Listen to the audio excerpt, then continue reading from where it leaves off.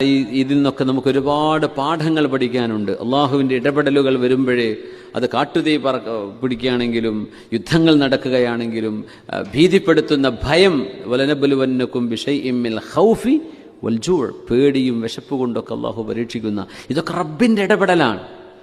വനഖ്സിൻ മിനൽ അംവാലി വൽ അൻഫുസ്, സമ്പത്തിൽ ഇൻഫ്ലേഷൻ വരും, മൂല്യം കുറയും, സമ്പത്തിന് സാധനങ്ങൾക്ക് വില കൂടും. ഇതൊക്കെ സമ്പത്തുമായി ബന്ധപ്പെട്ട പരീക്ഷണങ്ങളാണ്.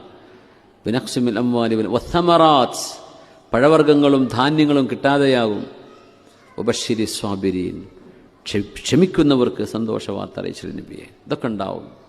അതുകൊണ്ട് അള്ളാഹുവിൻ്റെ ഇടപെടൽ നടന്നുകൊണ്ടിരിക്കുന്നു എന്ന് നമ്മൾ വിശ്വാസികൾ തിരിച്ചറിയണം. അതിൻ്റെ ഉള്ളിലേക്ക് നോക്കാൻ കഴിയണം.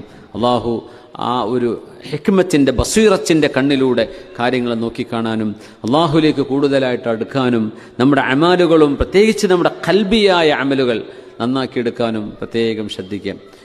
അനാവശ്യമായ ചർച്ചകളിലേക്കോ വെറുതെ അങ്ങോട്ടും ഇങ്ങോട്ടും കുറ്റം പറഞ്ഞുകൊണ്ടുള്ള വർത്തമാനങ്ങളിലേക്കോ ഒന്നും പോവണ്ട. നമ്മുടെ ഈമാനും നമ്മുടെ അമലും ഒക്കെ ഡാമേജ് ആവും. നമ്മൾ ആഖിറവുമായി ഫോക്കസ് ചെയ്തുകൊണ്ട് മുന്നോട്ട് പോവുക. അള്ളാഹു സുബ്ഹാനഹു വ തആല നമ്മുടെ അമലുകൾ അള്ളാഹു കബൂൽ ചെയ്യട്ടെ. അള്ളാഹു നമ്മുടെ ഈമാനും യഖീനും അള്ളാഹു ഉറപ്പിച്ചു തരട്ടെ.